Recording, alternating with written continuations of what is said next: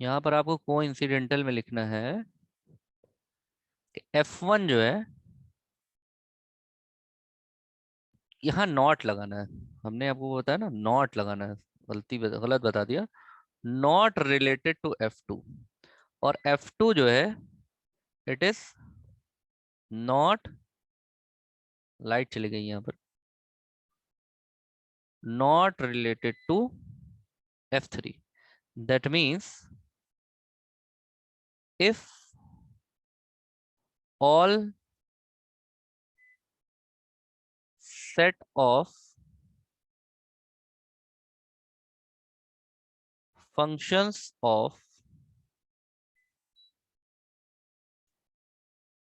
Module M, module M के सभी functions, if all set of functions of module M is, module M is not related to each other. यहां लिखना है not related, हमने related लिखा, not related to each other, then module M is said to be coincidental, coincidental module. देखो, जो module M है, इसमें जितने भी फंक्शंस हैं, चाहे F1 हो, F2 हो, F3 हो, ये एक दूसरे से रिलेटेड नहीं है। ये उसी तरीके से समझ लो जैसे एक क्लास है, कोई क्लासरूम है, मान लो क्लासरूम। अब इसमें एक स्टूडेंट मैथ पढ़ने बैठा है, एक साइंस पढ़ने बैठा है, एक आर्ट्स पढ़ने बैठा है, तो ये एक दूसरे से रिलेटेड है ही नहीं। क्लासरूम मॉड्यूल हो गया, और ये मैथ्स और साइंस और आर्ट ये फंक्शन हो गए मान लो, तो ये एक दूसरे से रिलेटेड नहीं है। तो ऐसा मॉड्यूल यानी कि वो क्लासरूम क्या कहलाएगा? को इंसिडेंटल क्लासरूम कहलाएगा, को इंसिडेंटल मॉड्यूल कहलाएगा। मेरी बात समझ में आ गई? क्लियर है ना ये? अभी समझ में आ गया? ओके, को इंसिडेंटल आपके समझ में आ गया, शाबाश। अब नेक्स्ट हेडिंग आप डालेंगे, एक second, logical cohesion. Logical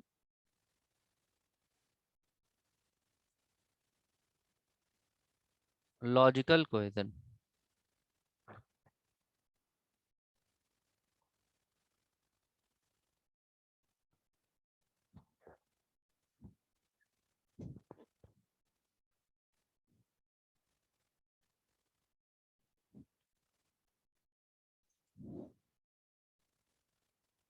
logical cohesion आप लिखेंगे इसमें, एक सेकेंड, लॉजिकल,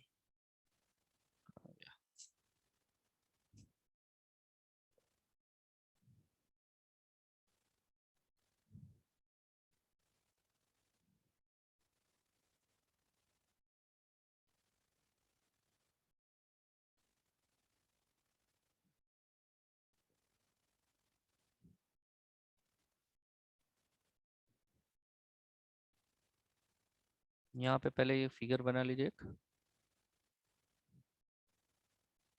ये मॉड्यूल हो गया।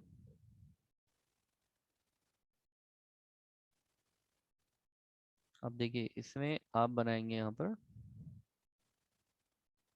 ये फंक्शंस है F1 F2। आप दो मॉड्यूल बनाइए, तीन, दो फंक्शंस बनाइए, तीन फंक्शन। इस F1 F2 का क्या मतलब हुआ? F1 and F2 is the function of module M। M के ये फंक्शंस हैं, ठीक है।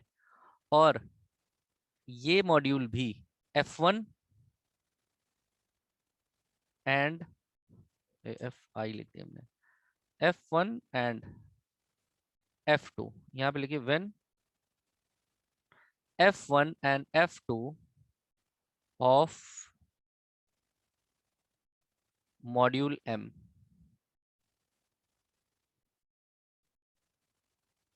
perform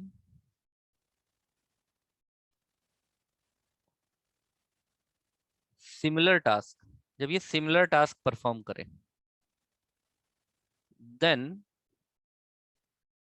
एम, एम मतलब मॉड्यूल, देन मॉड्यूल एम, यहाँ पे पूरा लिख लेते हैं, देन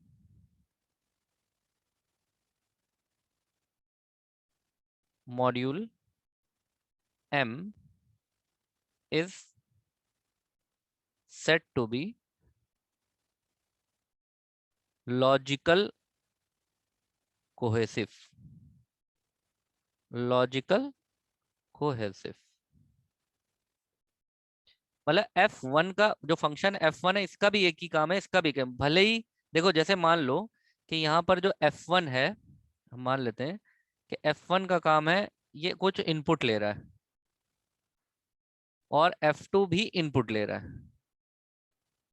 हाँ, ये हो सकता है कि ये जो अब आप कहेंगे सर दोनों इनपुट के फंक्शन है, तो हम कहेंगे ये जो इनपुट है और ये जो इनपुट है, हो सकता है F1 जो इनपुट ले रहा हो वो स्टूडेंट डिटेल ले रहा हो इनपुट, और जो F2 है ये स्टाफ की डिटेल इनपुट ले रहा हो। डेटा डिफरेंट हो सकता है लेकिन फंक्शन दोनों के सेम है। तो मॉड्यूल M के दो function F1 F2 F3 F4 F5 भी हो सकता है। तो सारे मॉड्यूल्स लगभग लगभग एक ही जैसे फंक्शन परफॉर्म कर रहे हो तो इस मॉड्यूल M को क्या कहेंगे? इस मॉड्यूल M को कहेंगे लॉजिकल कोहेसिव मॉड्यूल। ये समझ में आ गया? बताओ विकास, अशोक, क्लियर है ना ये? इसको हम लॉजिकल कोहेसिव कहेंगे। ठीक है, लॉजिकल के बाद देखो temporal, temporal cohesion.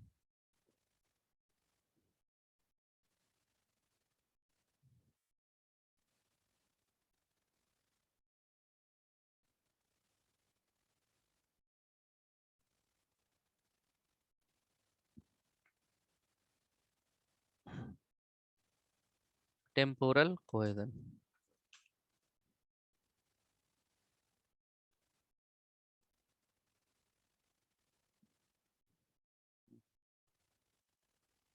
Temporal cohesion में एक सेकेंड,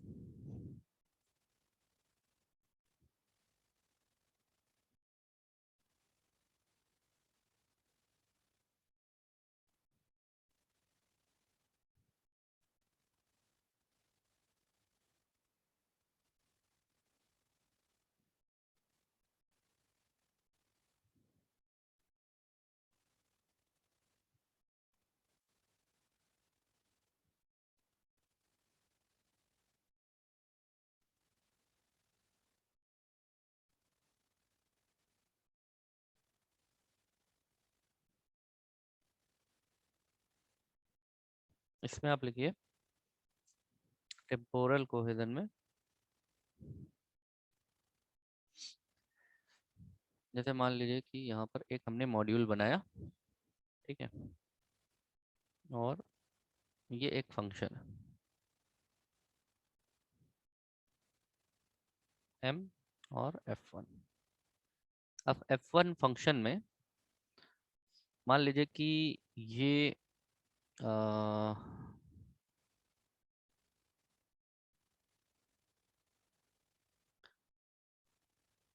इसमें कुछ वर्क है इस F1 के अंदर, इस F1 के अंदर एक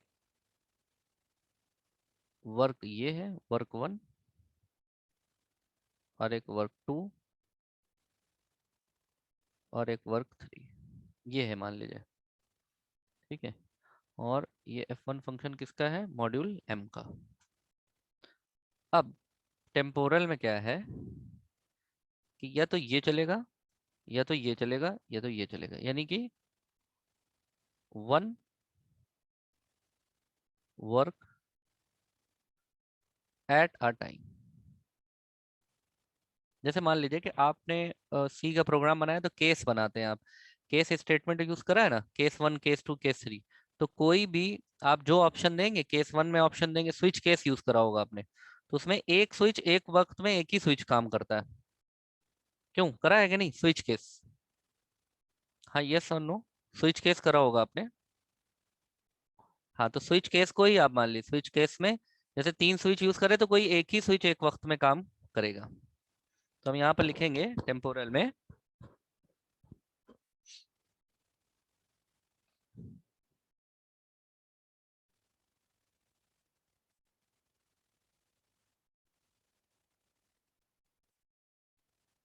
जैसे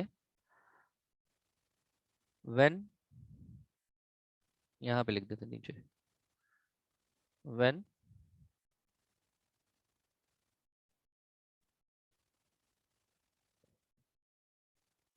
when set of function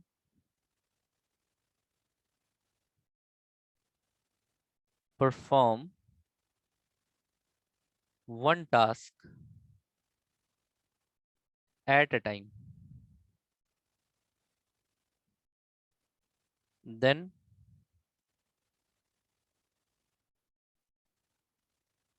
module is said to be temporal, temporal cohesive, temporal cohesive।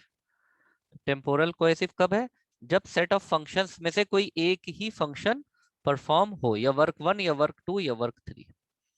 ठीक है, तो तब ये मॉड्यूल एम क्या कहलाएगा? टेम्पोरल कोहेसिव कहलाएगा। ठीक है, अब आते हैं प्रोसीजरल कोहेसिव पर। प्रोसीजरल कोहेसिव लिखिए, प्रोसीजरल कोहेजन।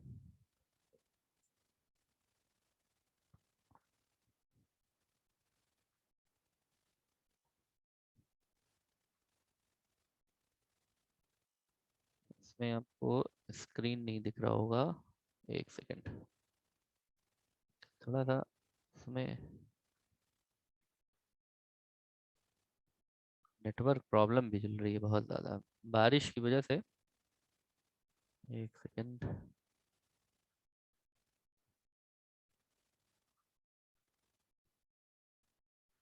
देखो ये ब्लैंक स्क्रीन आ रहा है अब आपको सामने, ब्लैंक दिख रहा है? दिख रहा है ना? अब बताना प्रोसीजरल कोहेजन,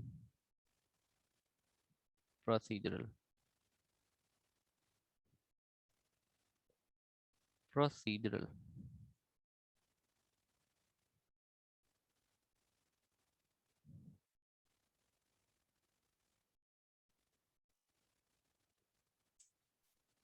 प्रोसीजरल में क्या होगा, जैसे मान लीजिए कि ये एक मॉड्यूल है और ये उसका एक फंक्शन F1, और ये मॉड्यूल है M। F1 is function of module M। अब क्या है कि M में जो इंस्ट्रक्शंस हैं, इंस्ट्रक्शन 1, इंस्ट्रक्शन 2, इंस्ट्रक्शन 3, इंस्ट्रक्शन 4, मान लो 4 इंस्ट्रक्शन है इसके अंदर, 4 5 10 20 जितने भी हैं। मान लो ये इंस्ट्रक्शंस जो हैं, इंस्ट्रक्शन 1 2 3 4 5 6 7 8 9 10, इस तरह से इंस्ट्रक्शन है क्या है ये फंक्शन F1 है। F1 के अंदर ये 4 इंस्ट्रक्शंस हैं। तो यहां पर क्या हो कि ये एग्जीक्यूट होगा, फिर ये एग्जीक्यूट होगा, फिर ये एग्जीक्यूट होगा, फिर ये एग्जीक्यूट होगा, यानी कि फॉलो सीक्वेंस क्या होगा? सीक्वेंस को फॉलो करेगा। यानी कि ऐसा नहीं होगा कि इंस्ट्रक्शन 1 एग्जीक्यूट हुआ फिर इंस्ट्रक्शन 3 एग्जीक्यूट हुआ, ऐसे नहीं होगा। ठीक, तो यहां पर हम लिखेंगे, इसको लिख के समझने की कोशिश करते हैं। If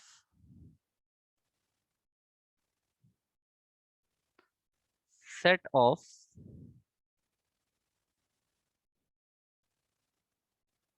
function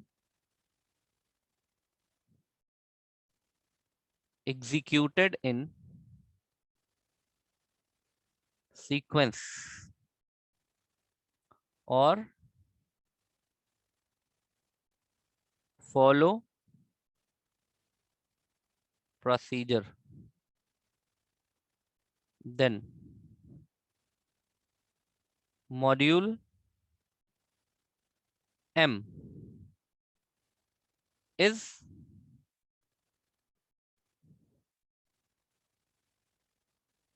said to be procedural cohesive। कि मॉड्यूल क्या है? प्रोसीजरल कोहेसिव है। ठीक है, प्रोसीजरल कोहेसिव कब है? जब फंक्शंस में कोई सीक्वेंस फॉलो हो रही हो।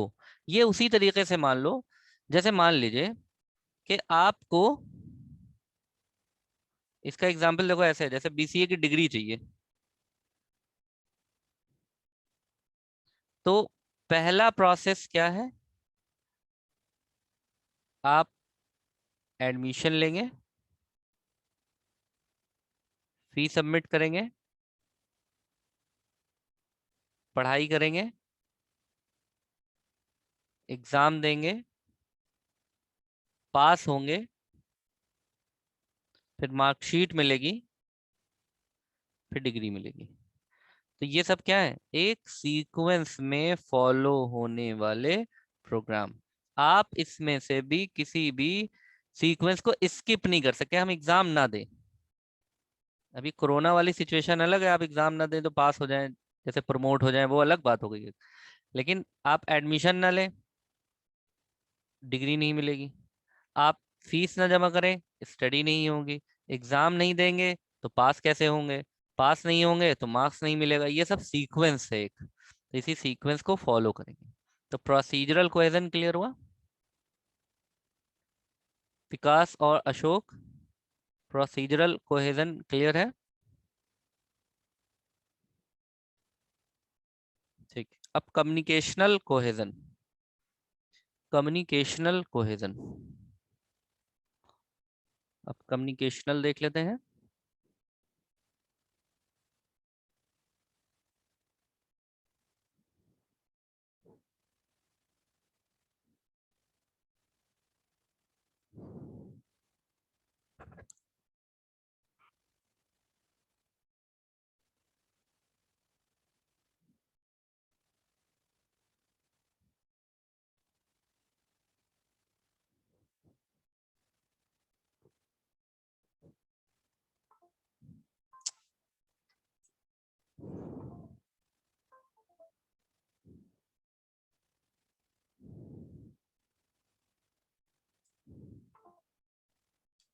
एक मिनट, अरे क्या दिक्कत हो रही है आज, बड़ी प्रॉब्लम हो गई। एक मिनट,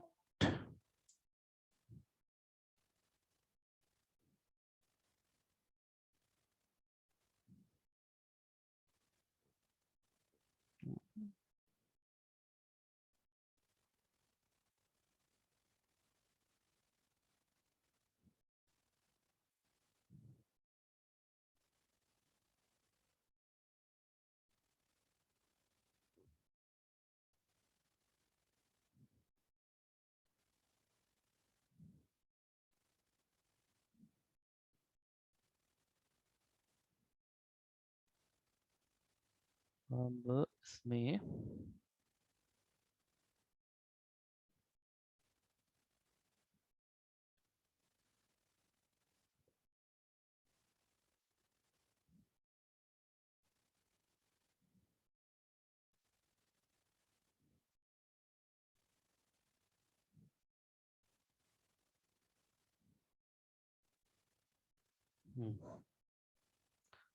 कुछ नेटवर्क इशू हो जा रहा है, इसकी वजह से कट जा रहा है बार बार। खैर, कम्युनिकेशनल कम्युनिकेशनल कोहेजन।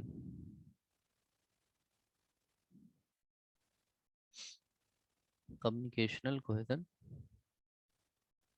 इसमें क्या है, मॉड्यूल बनाइए पहले। फंक्शन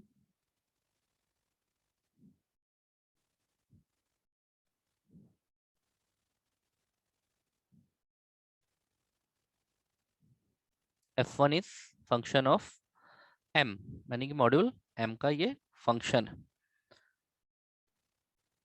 अब इसमें है क्या, जैसे मान लीजिए कि यहाँ पर इसमें फंक्शन F1 है, या और हम ले लेते हैं फंक्शन F2, F3, ये सभी फंक्शंस हैं। ठीक है, इसको भी ले लेते हैं और इसको, and all these are function of module M1। अब क्या हो रहा है कि यहाँ पर एक डेटा स्ट्रक्चर है। डेटा स्ट्रक्चर का मतलब है कि मान लीजिए कोई डेटा है यहाँ पर, एज्यूम यहाँ पर है डेटा x, तो फंक्शन F2 डेटा x को यूज कर रहा है, F3 भी डेटा x को यूज कर रहा है। तो जितने भी फंक्शंस हैं, जितने भी सेट ऑफ फंक्शंस हैं, सब डेटा x को यूज कर रहे हैं। तो ये डेटा x जो है, ये क्या है, ये कॉमन डेटा है। एक कॉमन डेटा हो गया किसके लिए, F1 के लिए, F2 के लिए और F3 के लिए हो गया।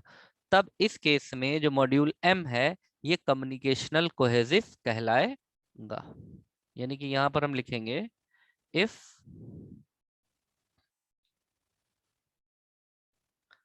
Set of function of module M use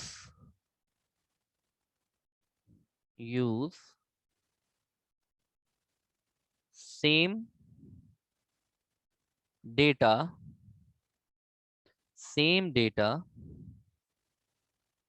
then module M is said to be communicational cohesive। communicational cohesive, ठीक है। ये कम्युनिकेशनल का हमने शॉर्ट में लिख दिया है, ये कम्युनिकेशनल कोहेसिव। यानी कि अगर सेम जैसे ऐसे समझ लो, एक क्लास में मान लो 10 स्टूडेंट है, लेकिन सब लोग एक ही वाटर कूलर से जा जा करके पानी पी रहे हैं, स्टूडेंट सब सेम है, ठीक है। या एक क्लास के स्टूडेंट है, आर्ट्स के, एक मैथ्स के, एक साइंस के। साइंस वाले भी वाटर कूलर का पानी पी रहे हैं, आर्ट्स वाले भी वाटर कूलर का पानी पी रहे हैं, और मैथ्स वाले भी वाटर कूलर का पानी पी रहे हैं। तो वाटर कूलर उस केस में कॉमन हो जाएगा, ठीक है। तो एम क्या हो जाएगा, एम कम्युनिकेशनल कोहेसिव हो जाएगा, ठीक है। ये बात समझ में आ गई। इसी तरीके से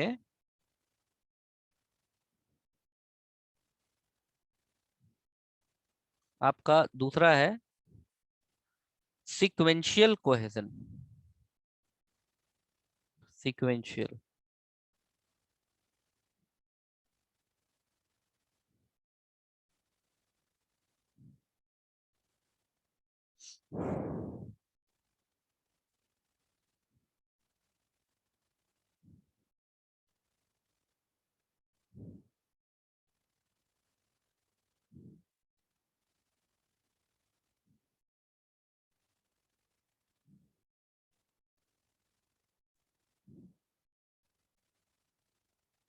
सीक्वेंशियल कोहेजन में क्या है कि जैसे अब आपका ये मॉड्यूल है और ये फंक्शंस है,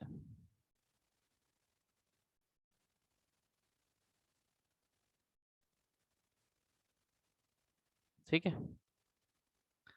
और ये मान लीजिए m है, module m, f1, f2, f3।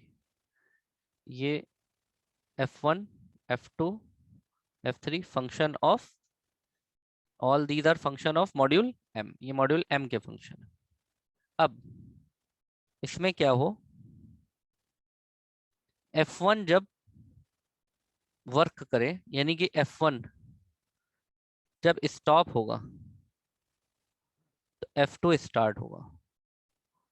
जब f2 स्टार्ट होगा तो ये स्टार्ट होगा।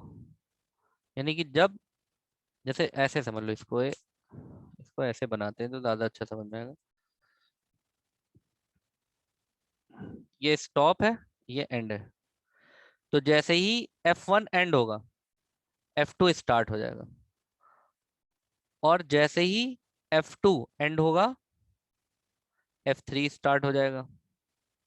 और ये एंड होगा, काम खत्म।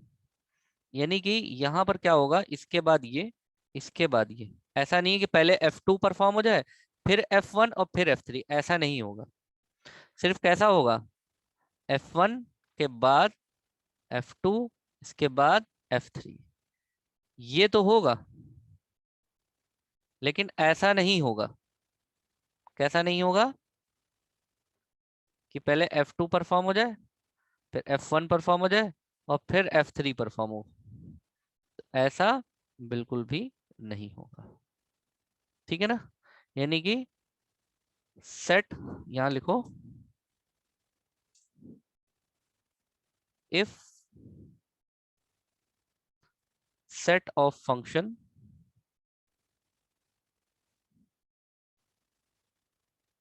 Follow,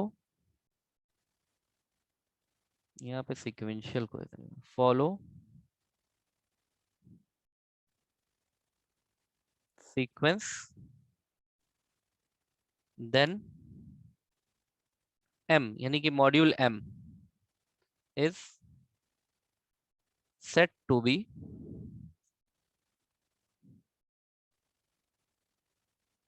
sequential cohesive।